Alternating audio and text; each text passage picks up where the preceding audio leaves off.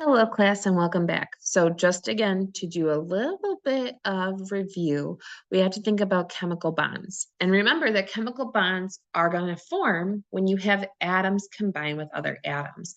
And it has to deal with the electrons. It's really about the electron behavior. And it really matters about what's in that outermost shell. Remember that when we discuss the outermost shell, we're talking about the valence electrons. Valence electrons are how many electrons are in that outermost shell. So remember, the first shell can hold up to 2 electrons, the second shell can hold up to 8, and the third shell can also hold up to 8. And for this course, this is as far as we're going to go. So you have to make sure that you have those lower energy shells filled first, and then it will be considered stable, and then we move our way out. And so the electrons in the outermost shell determine that behavior, whether or not they're stable or not stable. And that's going to combine to create either these ionic bonds or what we call covalent bonds. So when we discuss the idea of, again, thinking about the electrons, remember that like when we look at hydrogen from the periodic table, it shows the atomic number 1. That tells us in a neutral atom that we have 1 proton, but we also have 1 electron. So the valence number here is 1. And this guy is not really that stable. It wants to have 2 electrons in that outermost shell. So it's going to have to do some bonding. Unlike helium, helium's atomic number is 2. That tells us in a neutral atom that the number of protons is 2, but the number of electrons is also 2. And because of this, again, it's considered to be stable because it has the 2 electrons filling up that outermost shell. And then like lithium, it has the atomic number 3, 3 protons, 3 electrons. There are 2 in that first shell, and there's only 1 in that second shell. So again, this creates a lot of instability because of the fact that it has only 1 and it wants to have 8 in that outermost shell. So because of that, we can create what are called ionic bonds. Ionic bonds are going to occur when we have ions that are formed and they have opposite charges that are attracted to each other. So let me give an example really quickly. Let's go back to that idea with lithium. So lithium again has a nucleus, and then it has 2 in that first shell. And in that second shell, there's only 1 electron. So, and let me do this. I'll color the nucleus a different color. So this is the nucleus here in the middle where we find the protons and neutrons. And then again, we're thinking about those electrons in the outermost shell. So because of this, again, this electron being the only one here is extremely unstable. And because of it, it wants to actually lose this electron. So we're looking at lithium here. So it's going to lose this electron. And when it loses the electron, it actually gains a positive charge and becomes lithium plus 1. The reason is because it has 3 protons. And remember, the 3 protons have a positive 3 charge. But now because it gave up that extra electron, it only now has 2 electrons. So its overall charge is plus 1. This makes it a cation. A cation is a positively charged ion, and it's formed when an atom loses electrons. And so when we discuss the idea of ions, they can either gain or lose electrons. If they lose electrons, they're considered to be a cation. In this situation, lithium would be a cation. However, we can also see it on a flip side where we can have an anion. So let's give the example of chlorine. So chlorine is going to have the atomic number 17. So remember, that tells us that it has 17 protons and 17 electrons. And remember that that is going to be in a neutral atom. So we have our nucleus, and then again, we have 2 in that first shell. We have 8.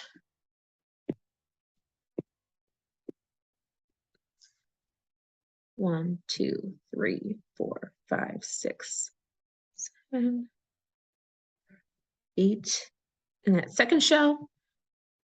And then we only have 7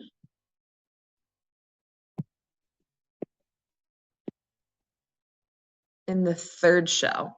Because it wants one additional electron, it's going to pick up an additional electron in order to fill that outermost shell. Because again, they want to be the most stable that they possibly can. So now they actually picked up an extra electron. So before you had 17 protons, but now we have 18 electrons. So this was a positive 17. This is a minus 18. So the overall charge would be -1. So now when we think about this chlorine as an ion, we'll call it a chloride ion, and we'll show it as Cl-. This guy here would be an anion. An anion is a negatively charged ion. And again, this is formed when it gains electrons. So losing of electrons gains a positive charge. Gaining of electrons creates a negative charge. And because of the fact that we can have this positive and negative charge, remember, like lithium was a +1 and our chloride was a -1. Because now we have this opposite attraction between this positive and negative charge. These ions actually come together to form an ionic bond. And that would be lithium chloride. So the ionic bond, again, is a strong chemical bond when you have ions come together that have opposite charges. And now, again, they're attracted to each other, they've gained and lost electrons, they're stable, and now they come together in this ionic bond. And so here we can see this example happening as well. This is dealing with sodium and chlorine. So again, sodium over here has 11 protons and 11 electrons. That 11th electron, again, because as we can see, it only has 1 in that outermost shell, makes it extremely unstable. So it wants to lose that extra electron. On the flip side, we have chlorine. Chlorine has 17 protons, 17 electrons, and it's missing just 1 in its outermost shell. So the sodium atom is going to give up an electron, and the chlorine atom is going to gain an electron. When this happens, sodium becomes a cation, and I'm going to write that down here. This becomes a cation because it now gained a positive charge. It lost an electron, and now it gained a positive charge. On the flip side, chlorine becomes an anion. It gained an electron, therefore it gained a negative charge. And now you have this positive sodium ion, and you have this negative chloride ion. So what's going to happen is now they're going to be attracted to each other, and they're going to end up forming sodium chloride. They're going to come together and actually form this ionic bond. They're still stable in this format here. So if this bond is broken, that's fine. They're still stable now that they're ions, but now because of this gaining and losing of electrons and getting this positive and negative charge, this attraction to the negative and positive charge, they now create sodium chloride, NaCl. This is what we know as our table salt. And if you guys get a chance, watch the videos and the optional resources. The Nova Hunting the Elements does a great job of showing this because it shows you the instability between sodium and chlorine. Sodium in its neutral form is very, very unstable. In fact, I actually had a lot of fun with it many years ago. I used to do little projects for like 6th grade classes, and I would show them if you put pure sodium in water, it would explode. I did it on a very small scale. He does it on a much larger scale if you watch the video. And then with chlorine, chlorine was such a potent gas that it was actually used in World War I, I believe, in order to be a poisonous gas. Because again, it's so unstable because it wants to pick up that extra electron.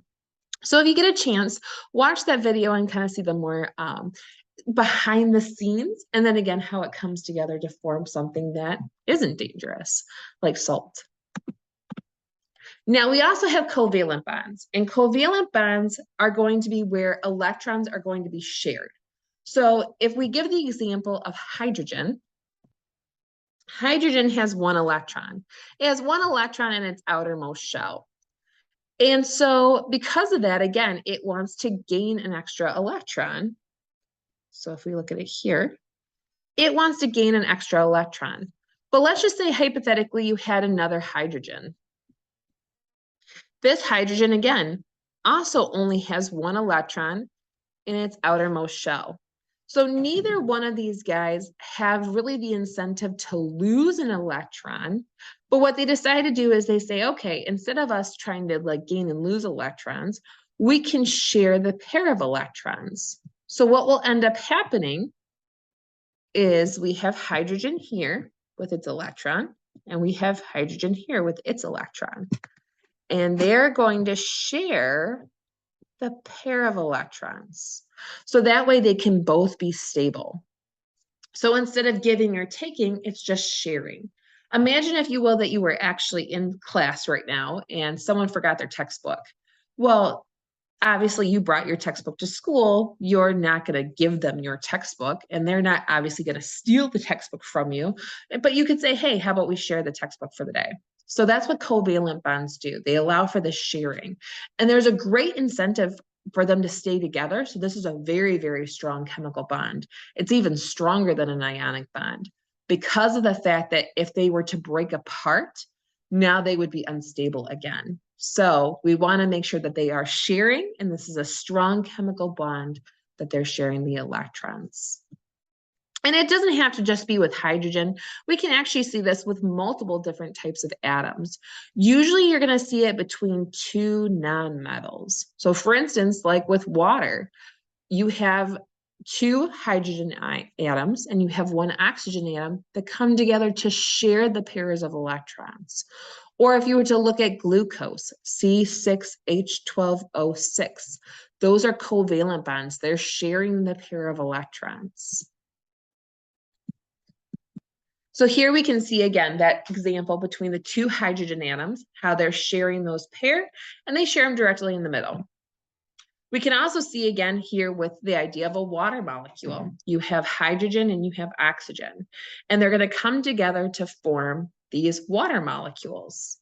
So this oxygen here shares the two pairs of electrons with this hydrogen, and it shares two pairs of electrons with this hydrogen.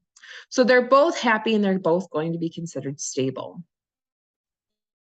And again, we can see that happening over here as well. So instead of just having these hydrogen molecules and the oxygen molecules, we can actually put them together and create two water molecules that are sharing those pairs of electrons.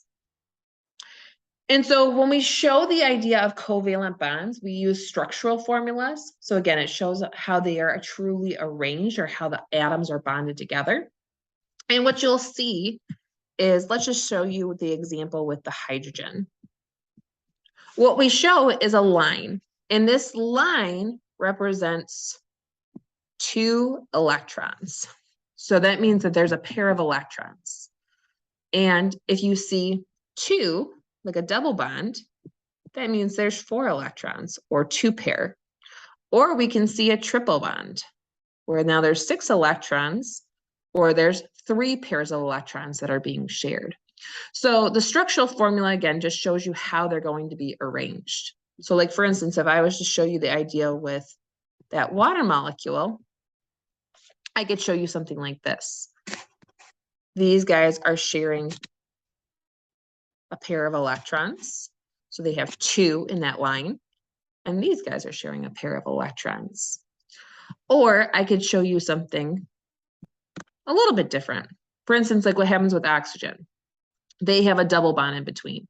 So they're sharing two pairs of electrons or four electrons. And then same thing over here if we look at CO2, this carbon dioxide. These guys are sharing two pairs of electrons, and these guys are sharing two pairs of electrons. That way everyone is stable And again, they are basically meeting those needs that they had prior. So they're all going to be filling up those shells by sharing electrons. Now, they don't have to necessarily share the electrons equally. So giving back the example of, let's just say hypothetically, you brought your book to school, someone else forgot theirs, and you don't necessarily want to share it directly in the middle. That's okay. Sometimes you will see unequal sharing taking place. And this is where we get to the idea of polar and non-polar covalent bonds. So when we discuss the idea of non-polar covalent bonds, they are going to share them equally. This sounds funny, but if you think about polar, the word polar means like polar opposite ends of the spectrum. So there's going to be kind of this fight. Non-polar means that, again, neither one has a stronger affinity. Neither atom has a greater attachment to electrons. Let's just say hypothetically, neither one of you brought your book to school. And so you're borrowing the teacher's book for the day. Again, because it's neither one of your guys' books, you're going to probably put it right in the middle. They have the same electronegativity when we talk about atoms, so that neither one has a greater pull than the other. So this happens, for instance, like with if you had those two hydrogens or those two oxygens, or again, with atoms that have what's called the same electronegativity number. They're not pulling them one greater over the other. So they're sharing it directly in the middle. That's a non-polar covalent bond. Now we will see where there's the opposite. There is these polar covalent bonds in which the electrons are not being shared equally. Again, I brought my book to class, so I'm going to put it closer to me. If you want to come lean closer, that's fine. But again, I'm going to put it next to myself. And that's okay. That's what happens with these bonds as well. One atom has a stronger pull than the other, so they don't share them directly in the middle. It's a little bit closer to one than the other. And so it forms what we call polar molecules, and it creates this little distribution of charge. And so water, for instance, is a polar molecule. So when we show the idea with water, this is a nice little 3D example, but I'm going to show you like this. So again, we can see the covalent bonds. We see the sharing of the electrons, and remember that line represents 2 electrons or a pair of electrons. Now, again, we would assume that they're like directly in the middle somewhere. So not closer to one versus the other. However, oxygen actually has a greater pull for electrons than hydrogen does. So they don't really share them equally. So imagine, if you will, like the electrons are like right here. They're not quite exactly ripped off, but they're really, really close to oxygen. So what happens here is this creates a slightly negative charge on oxygen and a slightly positive charge on the hydrogens. Because now, again, the electrons are really, really close to oxygen. So like an ionic bond, it actually rips one away, and then they would have a positive or negative charge. Here, because they're still sharing them, they're just unequally sharing them, the hydrogens have a little bit more of a positive charge, and the oxygen is slightly negative. So it creates what we call a polar molecule. Now, because of polar molecules, we can have an additional bonding called hydrogen bonds. These are usually very weak attractions, and it has to do with the fact that we have those slightly positive and slightly negative charges. So if we think of the example of water, and we use water as an example quite a bit, again, we have sort of this look to it. There's a slightly negative charge on the oxygen, slightly positive charges on the hydrogens. Imagine, if you will, that we were able to make a weak attraction and now have an oxygen that's attracted to this hydrogen here. Because again, there's a slightly negative charge on this guy, and there was that slightly positive charge on the hydrogen. So this little weak bond here is what we refer to as a hydrogen bond. Now we can see the exact same thing happen over here. This guy could be attracted to another hydrogen, and it could look something like this. this would be another example of the hydrogen bond. Because again, those slightly positive and negative charges allow for this kind of very weak attraction to take place, but they're referred to as hydrogen bonds. And this is a very important aspect when it comes to the formation of water molecules, of why water is a liquid at room temperature versus similar chemicals or similar molecules that are relatively the same size are actually going to be gases.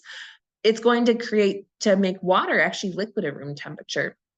It's also extremely important when we discuss the idea of proteins, as well as what are called nucleic acid structures. So to help to make the special proteins in our body, as well as to help us with formation of DNA and RNA, we actually need those hydrogen bonds to be there. And again, they're just relatively very weak attraction because of that polar charge, that slightly positive, slightly negative charge going on. So again, here we can see this idea.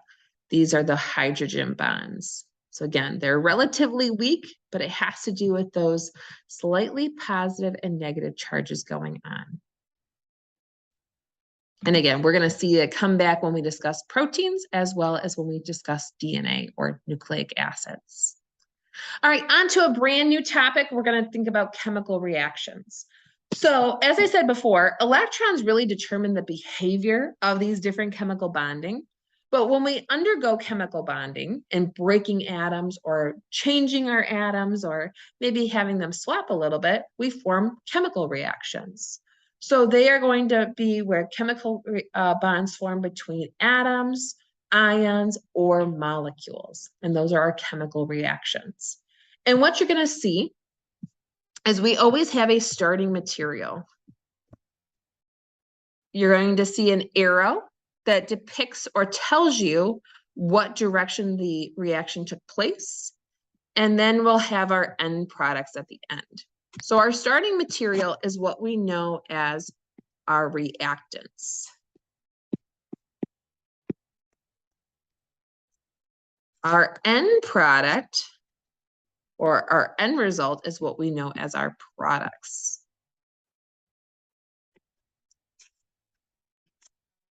And again, we always show an arrow to tell us what direction the chemical reaction took place. Now, according to conservation of mass and conservation of energy, you can never create nor destroy. So if you have sodium as part of your starting material, you have to have sodium as part of your end material. It may look differently. The bonds may not be the same. Our reaction will look a little bit funny, but you can't ever give away sodium. Sodium had to go somewhere. So it'll be part of the starting as well as part of the end result as well. And I'll show you what I mean here in just a moment.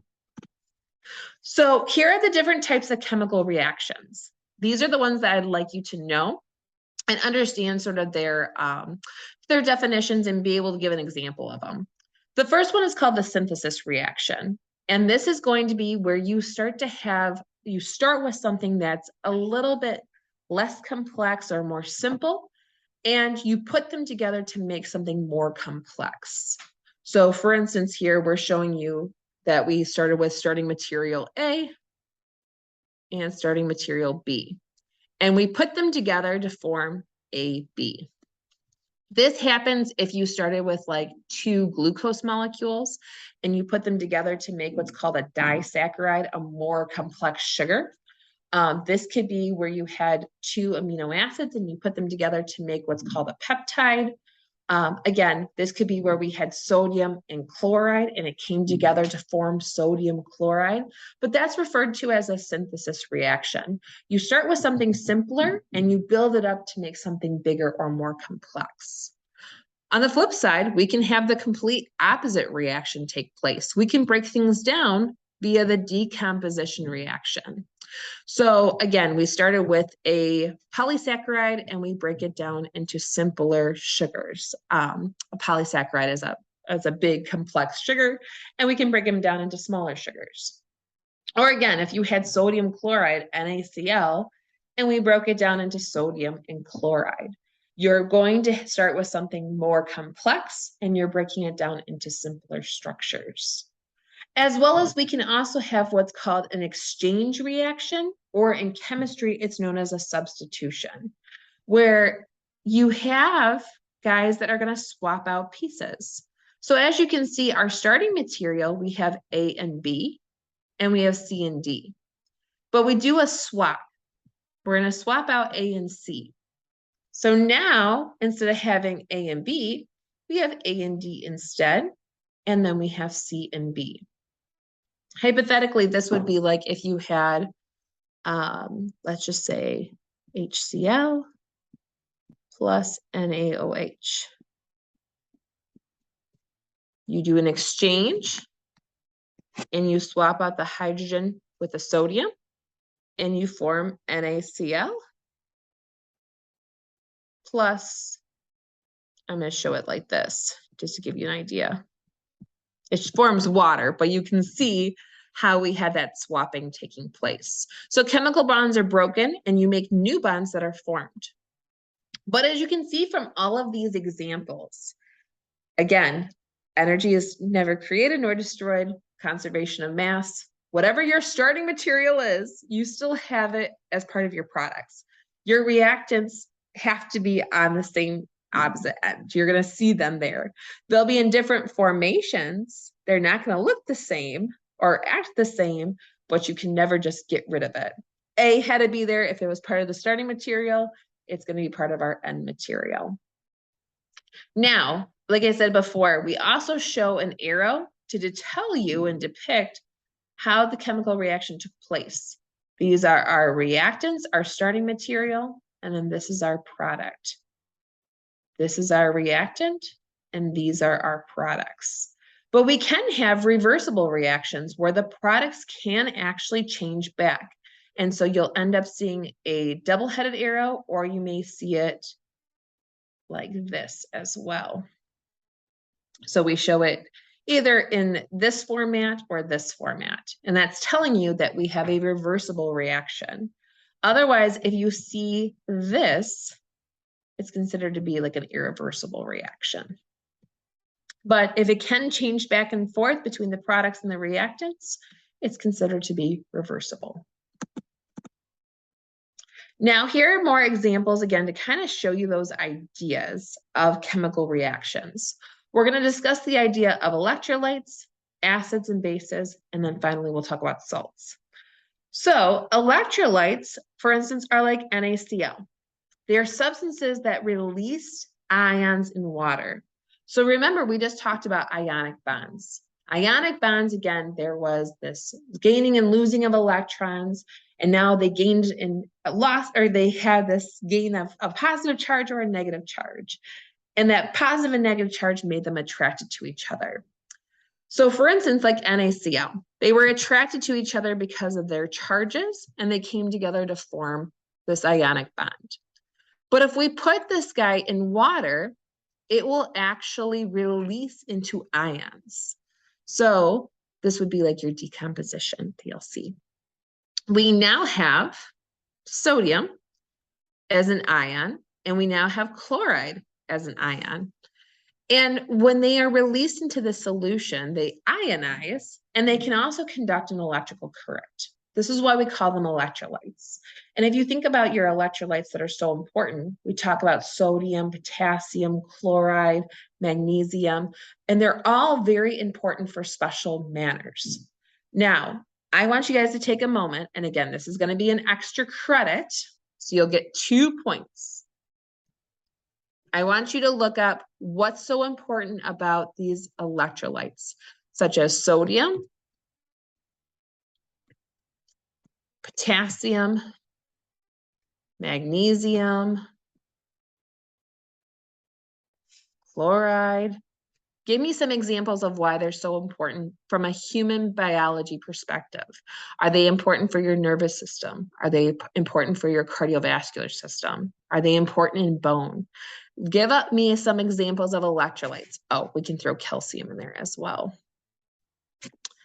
And you'll get some extra credit thrown your way. So these are very important electrolytes. Now, when we discuss electrolytes, we can also discuss the idea of acids and bases. And so an acid is actually an electrolyte that when it releases in water, it's going to release hydrogen ions. So for example, here we have hydrochloric acid. And when we put it in water, it's going to break down and release hydrogen ions. The more hydrogen ions you have, the more acidic you are. And this will actually lower what's called the pH. We'll discuss that a little bit more here in just a moment. Now, on the flip side, if you're dealing with a base, this guy is called sodium hydroxide. A base is an electrolyte that releases ions, but they will combine with hydrogen ions. And so, for instance, here, because we release this hydroxide, it can combine with hydrogen ions. And so it will actually release or lower the hydrogen ion concentration. If you have a lower hydrogen ion concentration, you're considered to be more basic.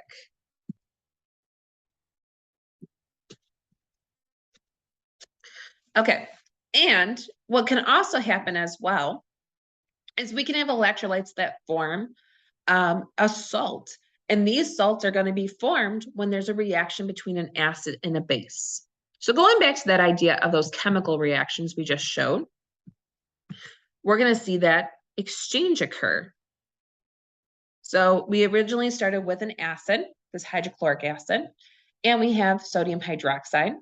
And when we do this exchange reaction, we end up with a salt, as well as we also end up with water. And so the NaCl is the example of a salt. But like I said, this leads to the idea of acids and bases. So when we study the idea of acids and bases, we're measuring hydrogen ion concentration in a solution. Now remember, an acid has high levels of hydrogen ions versus a base has low levels of hydrogen ions. And what we're going to discuss is that this idea between the high and low levels of hydrogen ion concentration are extremely important to the human body because it's going to help us with fluctuation of what is called pH. And our pH balance is extremely important. Again, we talked about the idea of homeostatic balance last week, in which our body has to contain or maintain an internal stability.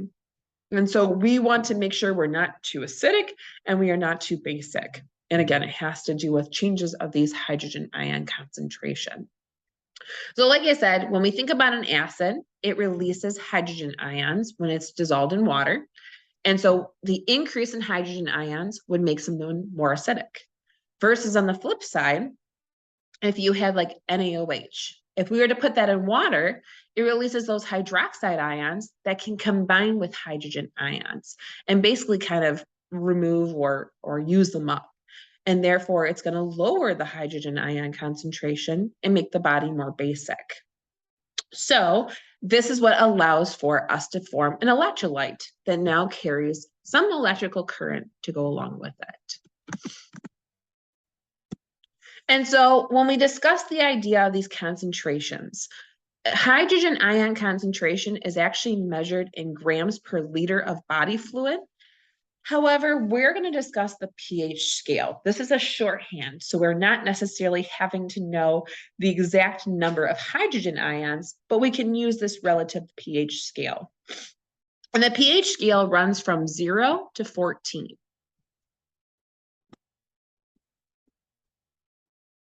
And 7 is considered to be neutral. Anything lower than 7 is going to be considered acidic. So if you had a pH of 6, that would be considered acidic. If you had a pH of 2, that would be considered acidic.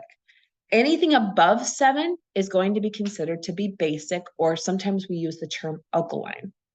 So the pH scale is a shorthand hydrogen ion concentration. And it basically just makes it a little bit easier when dealing with those decimal places and numbers. So for instance, if we were to look here, if you had this as your hydrogen ion concentration, we shorthand it and say that we have a pH of 2. So we have a very acidic pH. Now, it increases tenfold. So again, if we were to look at all these numbers here and see 1, 2, 3, 4, 5, 6, 7, 8, 9. 9 zeros above that 1 or before that 1, the pH would be 9. Remember, the more hydrogen ions you have, the more acidic you are. The less hydrogen ions you have, the more basic or alkaline you are. And so again, the pH scale runs from 0 to 14, and it represents a 10-fold difference, meaning that if you were thinking about a pH of 2 to a pH of 4, the pH of 2 is 100 times more acidic than the pH of 4. If we were thinking about a pH of 2 to a pH of 3, the pH of 2 is 10 times more acidic. So again, when it's thinking about it, it's measuring those hydrogen ion concentrations. So we want to be really careful with that idea. The idea of pH, again, it represents a 10-fold difference. So if you had a pH of 2 to a pH of 6,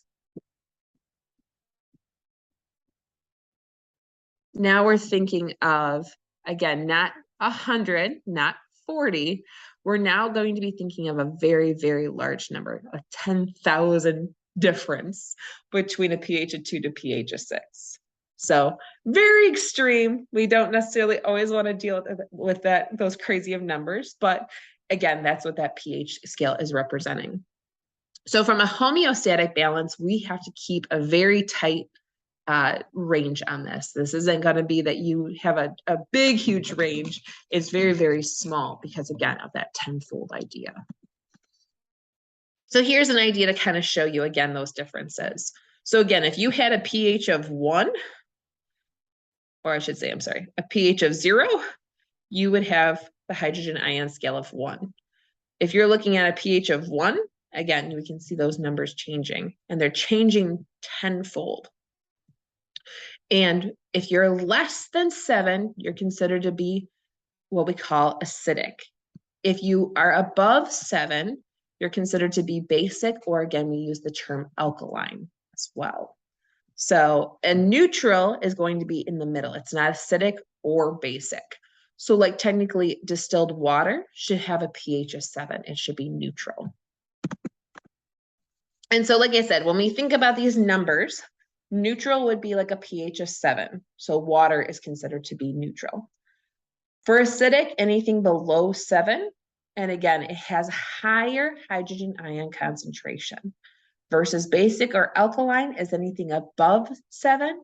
And again, you're going to see that they have a lower number of hydrogen ions and a higher concentration of hydroxide ions. So here are some examples that you can see in everyday life when we think of pH scale. So your gastric juice, the juice that's found within your stomach contents, is a pH of 2. Very, very, very acidic. A lot of the drinks that we have are also acidic. So like apple juice, tomato juice, even milk, they're going to have a slightly acidic approach. This is why you actually have enzymes within your mouth that help to counteract that acidity. So that way we don't have acid erosion or too bad of an enamel erosion on our teeth. Now, one that I want you to definitely know is human blood. It has a range between 7.35 to 7.45. This is the range for human blood. And you must know this. It's going to come back several times. Not only is it important in chemistry, we're going to discuss it when we talk about the respiratory system, when we talk about the cardiovascular system, and even when we talk about the urinary system. So this guy is very, very important. You know, as we get more in that basic alkaline approach, egg whites are going to be about a pH of 8, so they're slightly basic or alkaline. Milk and magnesia would be about 10.5, and then like our ammonia that you'd just probably have on hand is a little bit above 11. So just to give you an idea with some everyday household items or maybe some things that you see within your food sources. Now, why it's important for anatomy and physiology. We are going to talk in more detail about this in a couple different chapters. But like I said, normal range of blood pH is 7.35 to 7.45. If you become too high or too low and you get out of this range, we can undergo what's called acidosis or alkalosis. And so acidemia, emia means in the blood. This means that you're acidic in your blood. Your pH has dropped. And again, you're not dropping from a pH to 6, you're dropping to a very slight pH, even 7.3, we can see some problems take place.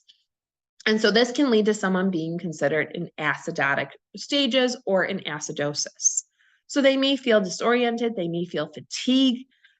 You can actually feel this yourself if you ever want to hyperventilate or go, if you continue that on, you'll start to notice that you sort of have this very fatigued feeling. And sometimes you'll even have like where you feel lightheaded as well. So usually this is with hyperventilation, we see this. A lot of times it's caused by vomiting your alkaline intestinal contents, and even diabetics, especially type 1 diabetics, will undergo what's called diabetic ketoacidosis, and they can be in this where their pH is too low. Now, the opposite end, if your pH is too high, you can undergo alkalemia. So again, your blood pH rises, and again, not a high rise, 7.5 to 7.8. Now you're going to have a person that's really dizzy and agitated. Sometimes this can be due with changes in altitude or your breathing. Sometimes this can be due to vomiting your stomach contents. A really high fever can also put you in this alkalosis stage, or someone that takes excessive amounts of antacids. So on a break side really quick, an antacid is what you would take if someone had heartburn. Usually they have heartburn due to acidic foods. So maybe the person had too much spaghetti, or maybe they had tomato sauce, or maybe they had just something that, again, was really acidic on their bodies, and now they have heartburn. So to counteract that, a person would take antacids. My dad was notorious for this. So usually it says to take 2.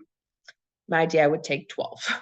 And he would put himself in this alkalotic stage where he's now dizzy and agitated, and he just took way too many of them. Because now it flips you on the opposite side. The antacid works as a buffer, and its attempt is to basically counteract that acidity and to bring you back to a normal homeostatic balance. Now, on the flip side, if you take excessive amounts of antacids, now you're going to become alkaline. You're now going to have too low of those hydrogen ion concentration, and now you'll be on the flip end. So neither one is good. We don't want to be too high, and we don't want to be too low. And so this is where buffers come in. Buffers are chemicals that help to sort of resist pH changes. Because again, this is a big part of our homeostatic balance.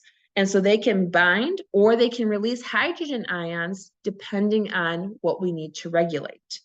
If someone was too acidic, we want to bind up some of those hydrogen ions.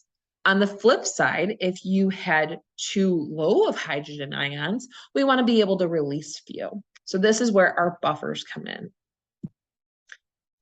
All right, we're going to take a little break here. I'm going to stop this video for right now. Go back through and make sure you feel comfortable with the difference between those bondings of hydrogen ions, ionic bonding, covalent bonding, polar versus non-polar covalent bonding, the idea of chemical reactions, as well as acids and bases. I hope you guys are having a wonderful day, and I'll talk to you very soon.